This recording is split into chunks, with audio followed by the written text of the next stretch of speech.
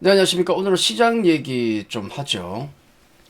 작년에 우리가 그 자주 섞인 국내 시장을 보면서 자주 섞인 단어는 뭐냐면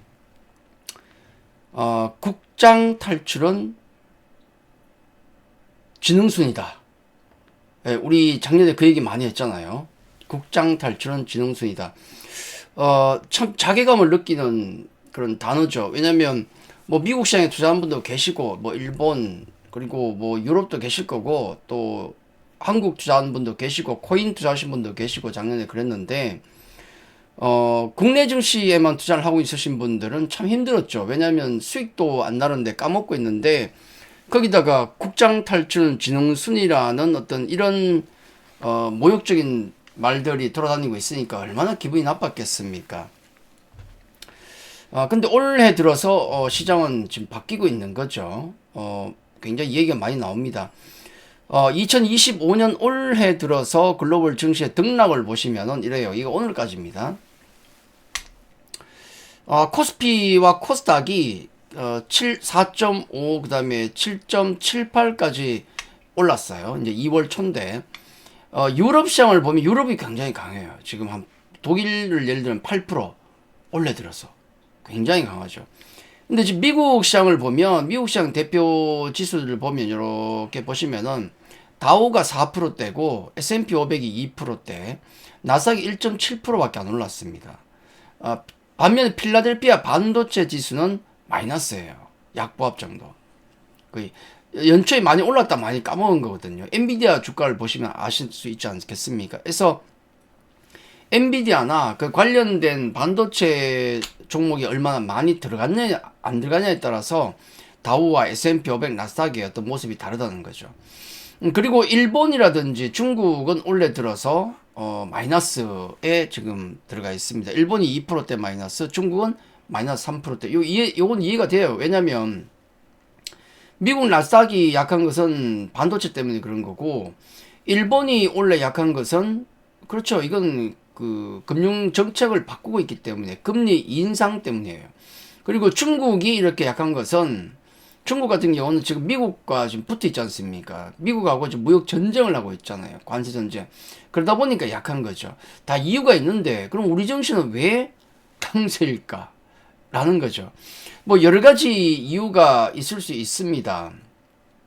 뭐 가장 중요한 건 제가 작년 말에 많이 들었던 얘기인데, 산이 높으면 골이 깊고 골이 깊으면 산도 높다. 아주 뭐 진리에 가까운 얘기죠. 산이 높으면 골이 깊고 골이 깊으면 산도 높다.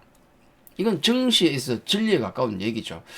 관련해서 미증시를 가만히 보면 미증시는 정말 많이 올랐거든요. 그럼 뭐 작년에만 많이 오른 게 아니고 그 전부터 많이 올랐는데 얼마나 올라와 있는가를 생각할 때 기준점이 되는 것은 차트로 보는 게 아니고 실적도 같이 올라오니까 차트로 보는 게 아니고 바로 PER. 그러니까 얼마나 많은 돈을 벌고 있는데 그에 비해서 얼마나 평가되느냐 이게 중요하지 않습니까? 그래서 보면 엔비디아라든지 마이크로소프트, 애플이 얼마 전까지만 해도 조정 전까지만 해도 30배가 넘었어요. 지금도 물론 뭐 아마존이라든지 아마존이 38배, 월마트 36배, 일라일릴리 36배, 테슬라도 지금 100배가 넘어서 조정이 들어왔는데 불구하고 100배가 넘어요. 팔란티어 같은 경우는 사상 최고가죠. 156배. 그래서 대부분 종목들이 보면 30배를 넘나들고 있어요. 예전에 안 그랬거든요. 예전 20배 정도였습니다. 근데 왜 20배 전후하던 게, 왜 미국 시장 종목이 20배 하던 게 30배까지 올라갔는가? 그럼 바로 AI 때문이죠.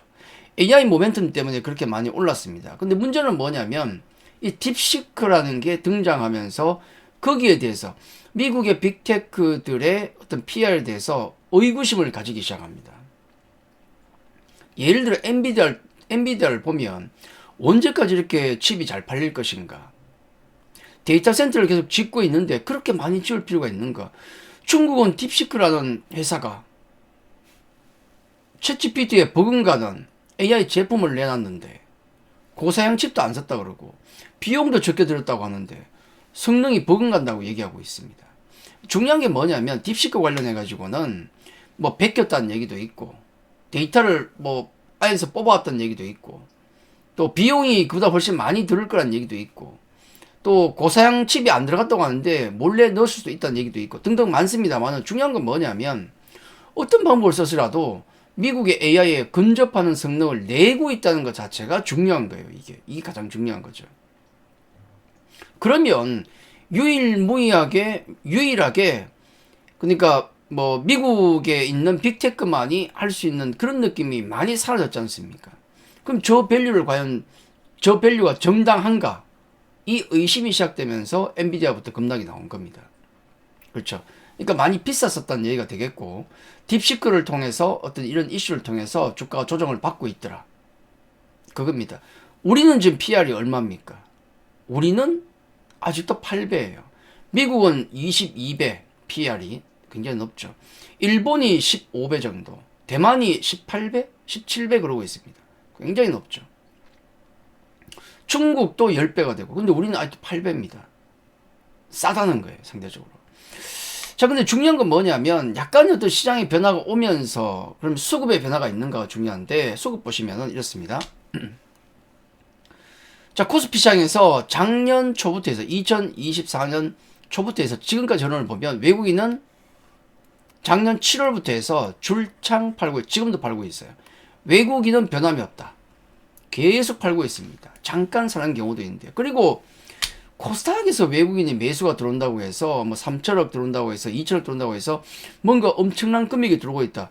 그건 믿으면 안 돼요. 왜냐하면 코스닥에서는 원래 외국인이 알고리즘 매매를 통해서 하기 때문에 심지어는 3천억, 4천억 같은 경우도 매매를 해요. 근데 들어왔다가 나가고 들어갔다 나갑니다. 연속성 있게 뭐 매일 3천억씩 들어온다 그러면 와 하겠지만은 하루 2천억, 3천억 찍혔다고 해서 우아할 건 없습니다. 원래 그러니까. 왜? 그걸 가지고 뭐 외국인이 뺐다 그러면 안 돼요. 외국인 지금도 매도입니다. 작년 7월부터. 예. 자, 그리고 이제 또 하나 이제 이 수급 구도 중에서 중요한 것은 연기금이죠. 자, 외국인이 줄창 팔고 있는데 작년 7월부터 연기금은 작년 11월부터 매수를 들어오고 있어요. 지속적으로. 거의 안 빠지고 이렇게 들어오고 까만색 보이시죠? 이게 연기금입니다. 그러니까 뭐냐면 바뀐 게 뭐냐? 외국인은 계속 팔고 있는데 바뀐 건 연기금이 바뀐 거예요. 좋은 게 하나 생긴 거 아닙니까? 저점에서 잡아주니까. 그렇죠. 자, 코스닥을 보시면은 코스닥은 최근에도 큰 흐름의 변화가 없습니다. 원래 이렇게 개인이 주도하는 시장인데 개인도 요즘은 안 사요. 그렇죠. 외국인도 그냥 빡빡 기고 있습니다. 빨간색 보시면. 연기금도 코스닥엔 관심이 없어요. 거의 기고 있습니다. 예. 코스닥은 대부분 관심이 없다. 단기 매매만 횡행하고 있다. 외국인이 3천억 샀다고 해서 우아할 게 아니다. 어차피 다음날이나 그 다음날 또 빠져나갈 거니까. 그렇죠. 중요한 건 외국인은 계속 팔고 있는데 연기금이 작년 11월부터 매수를 하고 있다는 게 중요해요. 매물을 잡아주고 있잖아요. 예, 그게 변한 겁니다. 우리 유튜브 채널에 보시면은 연기금에 가는 게 2개가 올라가 있어요. 예, 동영상 올라가 있는데 참고를 해보셔도 좋습니다. 자, 그러면 이제 외국인은 팔고 있고 기관 중에서 메이저인 연기금에 제가 말씀드리는데 이건 국민연금이라고 생각하시면 됩니다. 국민연금이 저점에 잡아주기 때문에 시장이 그나마 작년보다는 좋은 겁니다. 그럼 여기서 시장이 더 뽑아내기 위해서는 또 하나의 수급 주체, 개인이 바뀌면 좋죠. 개인은 어떤 흐름인가? 자, 개인은 중요한 게 큰 흐름을 기억하셔야 되는데 고객 예탁금을 보시면은 2020년 초에 고객 예탁금이 27조였어요. 고객 예탁금은 주식을 사기 위해서 증권사 계좌에 넣어둔 돈을 얘기합니다. 탄알이죠. 그러다가 2020년 코로나 폭락 이후부터 해서 지수가 얼마 갔습니까? 1400에서 3300 갔잖아요. 그렇죠.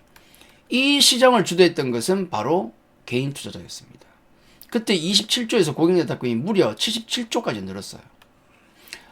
그러니까 정시 자금이 어디든 외국인 기관, 개인 어디든 50조만 들어오면은 지수가 더블 날 수 있구나. 그렇습니다. 그러고 나서 꼭지를 찍고 나서 지금은 빌빌 대고 있다가 고객 예탁금이 2024년 말에 49조까지 들어졌어요. 다 돈이 어디 가요? 이 돈이? 코인으로 가고 미국으로 가고 그런 겁니다. 여기 신용 잔고를 보시다가도 개인 투자자의 신용 잔고입니다. 2023년 9월, 예를 들어 특별한 지점이니까 2024년 작년 8월 이런 구간을 놓고 보시면은 이 당시가 보면 거의 20조, 그러다가 뚝 떨어져 가지고 15조까지 왔었는데 이게 조금씩 변하고 있어요. 많이는 아닌데 지금 신용융자 잔고가 16조 7천억 정도, 15조에 좀 올라왔죠. 그리고 50조 초반, 50조 전후 왔다 갔다 하던 고객의 입탁금이 조금 올라와서 58조까지 올라왔습니다. 근데 이게 연속성을 봐야 돼요. 조금 올랐는데 바로 빠질 수도 있어. 이건 좀 봐야 돼요. 좀 더. 만약 여기가 58조, 59조, 60조로 올라온다면 시장은 좀 더 달라질 수 있다. 더 달라질 수 있다. 자, 수급도 조금 변하고 있는 겁니다. 그러면 자, 글로벌 증시가 그런 흐름이고, 그리고 우리가 약간씩 변하고 있다. 작년과 다른 모습이면은 수익을 내기 위해서는 뭘 해야 될 것인가? 심플하죠. 제가 이런 말씀 많이 드렸는데 있어야 할 것과 없어야 할 것을 분명히 구분을 해야 된다. 지금은 좋은 종목, 그렇죠? 좋은 종목을 가지고 있으면은 계좌가 올라가겠죠. 좋은 종목이, 내가 가지고 있는 좋은 종목이 주가가 올라가면 이것들을 담고 있는 내 전체 계좌가 올라갑니다. 근데 중요한 건 뭐냐면 없어야 할 것이 없어야 돼요. 그렇죠. 없어야 할 것들이 뭔가 있지 않겠습니까? 내가 종목이 이렇게 있다. 예를 들어서 8개가 있는데 그 중에 4개는 좋습니다. 주가가 올라가. 야, 내 계좌를 올립니다. 근데 문제는 있으면 안 되는 걸 들고 얘가 끌어내린다는 거지, 이렇게. 예, 지금은 있어야 할 것과 없어야 할 것을 구분해서 이쪽만 담아야 되고 이건 있으면 안 되는 거예요. 반반 넣으면 똔똔입니다. 지금 수익이 나시는 분과 수익이 안 나시는 분이 있다면 지수가 올라왔으니까 수익이 나야죠. 근데 수익이 안 나는 분이 있다면, 수익이 지수보다 못 나고 있는 분이 있다 그러면은 분명히 어딘가는 문제가 있는 거죠. 있어야 할 게 없든가 아니면 없어야 할 걸 갖고 있는 겁니다. 그러면 우리가 가져가야 될 종목과 그리고 버려야 될 종목의 기준은 뭘까? 기준은 이겁니다. 이게 키워드예요. 트럼프, 딥시크, 일론 머스크. 이거 세 개를 가지고 피해야 될 종목과 없애야 될 종목, 적극적으로 매수해야 될 종목과 홀딩해야 될 종목이 구분이 되죠. 트럼프 중립주, 수혜주, 피해주가 분명히 있지 않습니까? 딥시크가 불러온 변화, 지금 강하게 불고 있죠. 하드웨어보다는 소프트웨어 쪽입니다. 계속 글로 밀고 있어요. 일론 머스크는 키워드는 것은 작년 말부터 계속 얘기가 나왔던 겁니다. 일론 머스크의 사업을 보시면 돼요. 전기차인데 전기차 중에서도 자율주행이죠. 그리고 로봇입니다. 그리고 우주항공이에요. 아, 그쪽이구나. 작년 말부터 제가 로봇은 워낙에 강조를 많이 드렸기 때문에 지금 로봇주는 작은 기사가 하나만 나와도 10%, 20% 올라가요. 로봇 관련주들이. 제가 40여 개의 종목을 한번 보여드렸지 않습니까? 그 종목들이 돌아가면서 올라갑니다. 중요한 게 이거예요.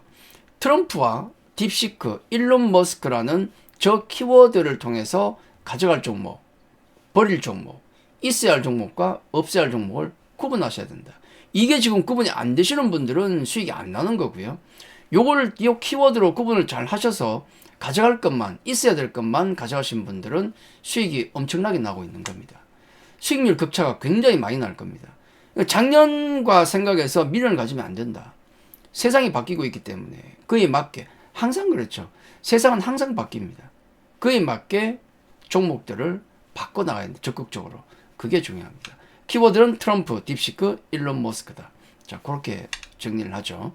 자, 오늘 방송은 여기까지 하겠습니다. 자, 참고가 되셨다면, 도움이 되셨다면, 좋아요, 구독 안 눌러주신 분들은 눌러주시면 감사하겠습니다. 자, 오늘 여기까지입니다. 감사합니다.